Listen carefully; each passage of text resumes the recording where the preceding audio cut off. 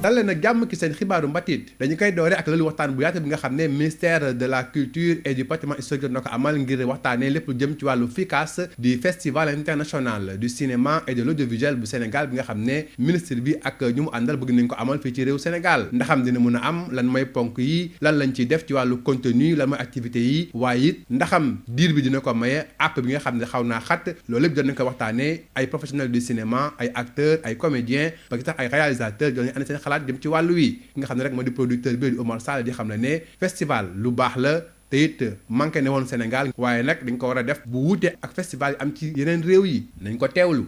lu am solo la parce que pour man question souveraineté dëkk balaa mun naa ni sama politique industrie cinématographique audiovisuelle egg na mooy dafa am festival parce que dafa bokk ci point essentiel yi kon tey bu fekkee ni ministre bi ñëw na tekk ci table bi ñun ñu koy laaj eu égard aux performances ñun dem nañu Berlin ma gagné ko société Cinécap je suis l'actionnaire majoritaire de ses succès pour cette décennie donc tey xam naa luy utilité bi lu tax ñi ko doon laaj di ko revendiquer ay at ñu ngi bind di ko wax kon tey bu fekkee ni lii am na mbégte la pour ñun mbégte la pour acteurs yi alors loolu nag day am solo ci kaw fekk ñu waxtaane ko ñu xool contenu bi nga xam ne dafa ne contenu bu adéquat boo xam ni dafay am parce que festival mooy première économie film festival rendez-vous la festival day wane dëkk festival day wane lépp loo xam ne ay dëkk dañu ko am kon dafa nekk mu am solo nit yi waxtaane ko buñ ko waxtaanee nag danañ xam nañ koy def comme ni mu la wax timing wax nga ko timing ak contenu bi aussi waaw time bi ak contenu bi dafay wane ne pour man kenn mënu ko def fii ak ñaari weer il faut que ñu jël temps wu liggéey ko xalaat ko parce que dafa nekk loo xam ne dañ koy def pour am ndam dañ koy def pour jël ci ay résultats yu tangible parce que dañ koy def ak suñu nawle ndax festival tendance boo xam ne day façonné bu ñuy wax soft power mais ci festival bi lay jaar du jaar feneen loolu mooy tendance buy façonné kon boo ko toggul defaroo ko ni mu waree day jafe. wax nga aussi lu am solo mooy l'identité du festival foog ñu créer identité. waaw festival day am ligne dafay am ligne artistique day am ligne éditoriale day am ligne loolu dafa nekk loo xam ne dafa balaa ngay dem ci yeneen côté yoo xam ne day song structuration économie cinéma yi nga xam ne dafa nekk Afrique ba pare fragile revenu cinématographique yi néew na te loolu yëpp festival bi mën nañu may ñu waxtaane ci wàll moom ministre de la culture Aliou Sow jot na andi xalaatam daal di leeral gis-gisam jëm ci wàllu festival boobule di xam ne li mu ko jublu rek moo di fexe ba Sénégal raayaam gën a feeñ ni ki noonu it ñoo gën a biral lépp jëm ci wàllu cinéma bi waaye nag nee na du benn yoon xeetu toppandoo FESPACO bi nga xam ne am na ca Burkina Faso. mais xam nga lii boo gisee ni mu tàmbalee déjà rek dina cin bu ne neex bu baaxee xëy ñu fi dajee tey ci ay kilifa ay kàngam ci wàllu cinéma ak ci wàllu audiovisuel série télévisée yi ak ku ci nekk moomale ko sa bopp wax sa xalaat wax sa pas-pas ak sa yéene loolu mënut a nekk lu ndaw adduna bépp di xaar Sénégal woote ñu uyu si loolu bu waree am fala budda dafa laaj ñu bañ ko paraxee man bëggoon na ñu def ko weeru juin bi di ñëw waaye dama leen ne du leen tax tànnal dak yéen ñi nekk ci biir xam li mu laaj ci jafe-jafe ak saafara dañ leen di delloo xalaat bi ngeen xool ban weer ngeen jàpp ne mooy bi gën a ñoŋ pour ñu def ko te dara du xaw a jafe ñu xool loolu nañ xool aussi thème bi ñu koy jagleel li si dag yi amoon na fi mais nag neexul ba neexul ay ndaje la woon rek ay waxtaan la woon loolu dama dama fi naa nii ko commencé ko fàtte duñ ko gas suul mais dañ ko dugal ci biir festival bi jagleel ko wàllu xalaat yi wàllu weccoo xalaat yi ak wàllu diisoo yi li des nag aussi dañ ko def lépp màggal ko wax naa leen daal jox leen ay fan ci ñu ànd ak directeur cinématographie diisoo indi ma beneen këyit ginnaaw ba leen wonee yoon yi tegtal yi ak yéene bi ak pas-pas bi nguur gi am ci kilifteefu président de la République bi nga xam ne moo bëgg cosaan ak aada ji yëngatu am seen ndam ak seen mbégte am seen dund bu gën a ñoŋ ñu wax ñu li ñu indi après ñu daal di tënk loolu lépp dooy commencé nag léegi nag doxal invitation yeeg tànn commission yeeg tànn comité bi yeeg tànn jury yeeg tànn ñi war a jonganteeg ak invité waa bitim réew yëpp ñëwandoo ci lañ toll en tout cas di ñaan aussi yéen taskatu xibaar yi li ñuy def yëpp non loolu xam nga wax bu ñaaw la rek FESPACO mbiru Burkina la mbiru Sénégal la mbiru Afrique la daaw Sénégal lañ ko jagleeloon président dem na fa def na teranga bu nekk ñëpp gis nañ ko ren ñu ko jagleel Mali dem na yóbbu fa ay teranga ci turu président ci alal jox leen ko lu koy xëccul kay doo ko yokk doole ministre ba fa nekk di sama xarit ñu déggoo lool mu dalal bu rafet yóbbu délégation bu mag a mag a mag waaye FESPACO boo amee at ba ca tekk doo amaat ñaari at yooyu nag buñ fàttali Cameroun am na festival cinéma boo demee Égypte am na ko Tunisie am na ko Afrique Sud am na ko Ghana am na ko réew yu bëri am nañ ko lu tax ñoo ñëpp am ko kenn waxul dañuy xëccoo Burkina Sénégal boo dee am ñu dee xëccoo ñëw kenn ñun la am Burkina mu baax dañ ko moole suñu bopp li fi baax bu kenn ko boole boppam moo tax dañuy tax ñu tànn Burkina def ko gan gi ñuy jagleel calanga ji festival bi war a ñëw loolu waxtaan na ci suma naataango bi nekk Burkina Faso dañ fay aussi Maroc nekk invité spécial bi yeneen partenaires yu mag a mag dugg ci kon daal nañ jàpp ne lii lépp pour may ñii di nekk ci wàllu aar bi ñu am daje yu gën a bëri yu gën a ñëw mën a dundul feexal seen xol wala seen xereñ ak seen mën-mën loolu rek moo waral mbir mi. jóge ci loolu wax ci festival rythme et forme bi nga xam ne soppi nañ tur bi daal koy dippee Jalaaw festival rythme et forme bi la yoon nag mu nar a am ñaar fukki fan ak juróom-benn jàpp fanweeri fan ci weeru avril 2023 bi lee niki noonu ñu ngi koy waajal jàpp nañu sax ki nga xam ne moo di Germaine Acogny nekk fondatrice école des sables nekk chorégraphe moo war a doon ki ñuy cëralee bés bi ren nag ponk bi ñu jàpp moo di culture et développement festival boobule daanaka lu toll ci téeméeri million ak fanweer moo ko war a taxawal initiateurs yi ñu ngi xaar fu mu nekk nii nga di labelliser festival bi jaaree ko ci ministère du tourisme ngir ñu mën a jot ci koppar yooyu lee mun a amal festival bi nañ ci déglu Ndeye Man Touré chargé de l'administration technique ci festival boobule ci micro de Nija Sambou. du festival bi kese moo am problème mu finance parce que tout simplement dafa amul benn budget boo xamante ne état du Sénégal teg na ko fenn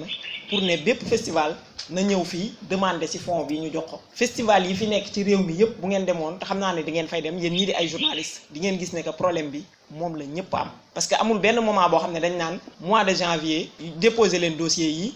ñu tontu leen ngeen mun a xam ndax di ngeen am fonds bi wala du ngeen ko am amuñu genre organisation boobu institut étranger yi ñoo fi nekk yor seeni enveloppe di jàppale sénégalais yi te man loolu je déplore man pour man lii tax nit mën a fier dëgg-dëgg ci dëkkam mooy nga organiser sa dëkk jàppale la man ministère de la culture jàppale ma ministère du tourisme jàppale ma mairie de Yène jàppale ma moo ma gënal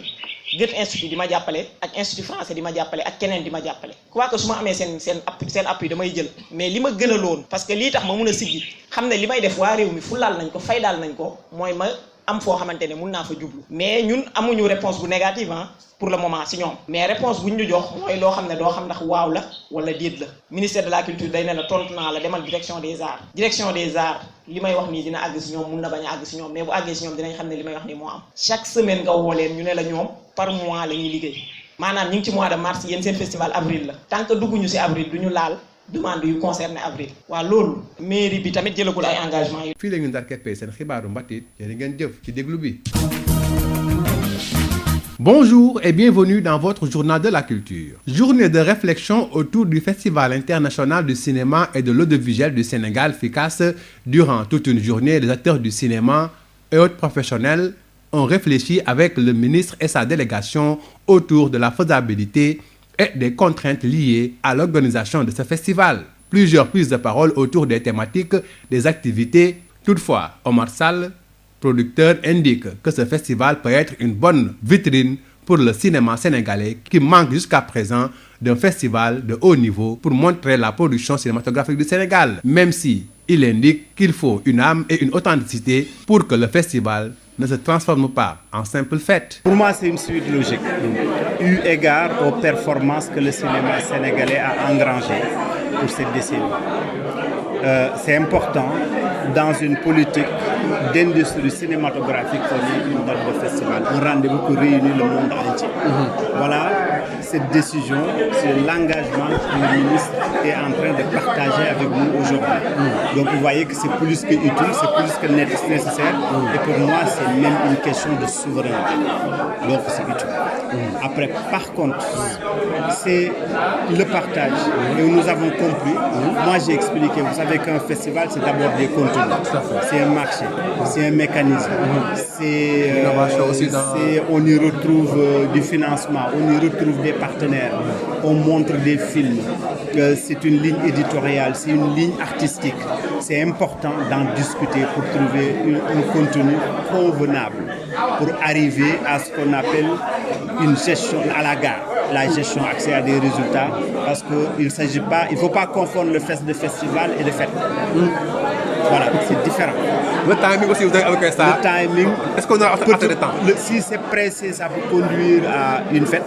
Mais si c'est bien travaillé, ça fait un vrai festival. Et nous voulons ce rendez-vous phare qui met le Sénégal à l'affiche.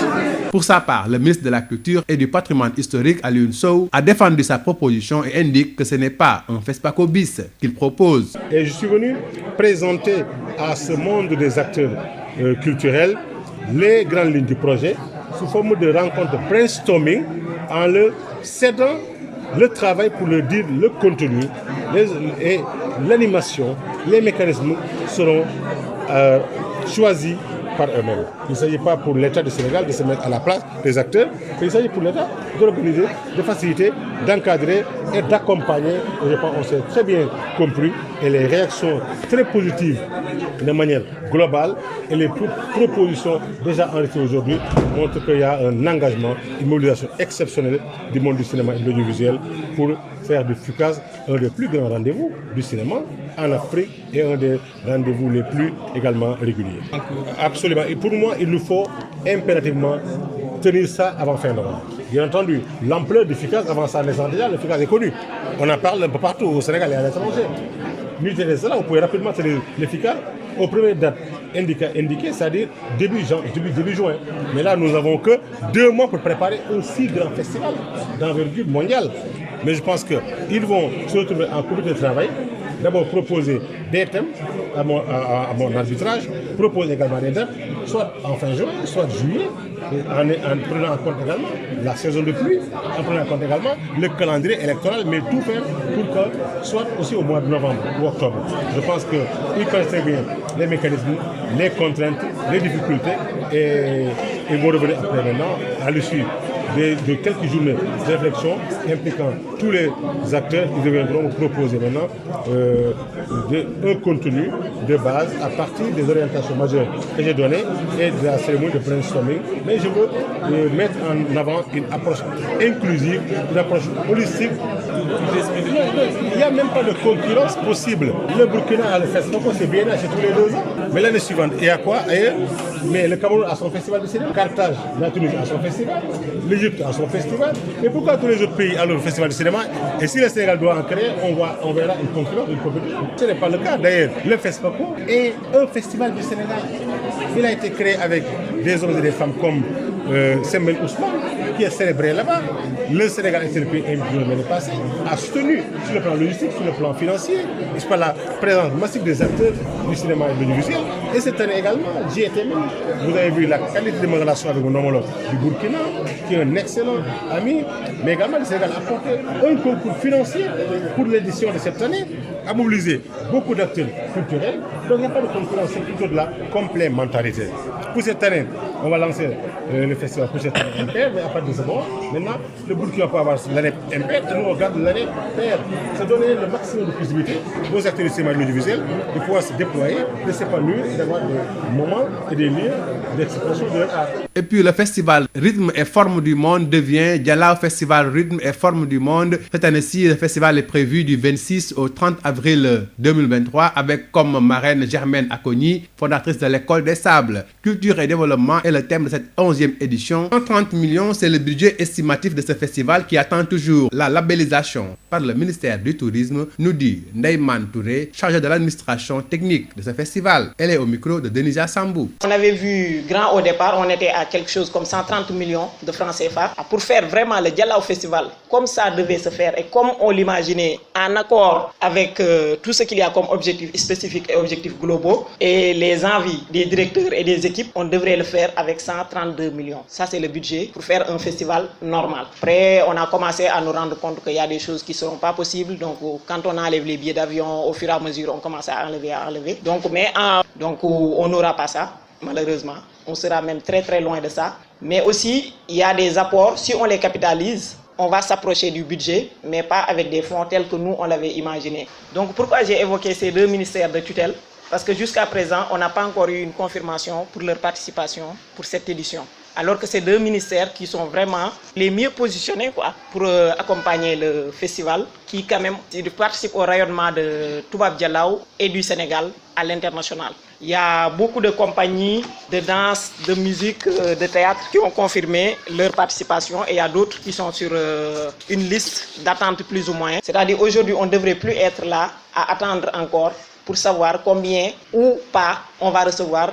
de ces 2 ministères. À mon avis, ce festival devrait être labellisé. Au moins, il y a un fonds qui est dégagé pour ce genre d'initiative où on sait que c'est crédible, qui continue. Parce que organiser 11 éditions au Sénégal, avec tout ce que ça implique, c'est pas quelque chose de simple. Quand on sait tout ce que ça implique comme organisation. C'est la fin de votre journal de la culture. Merci de l'avoir suivi.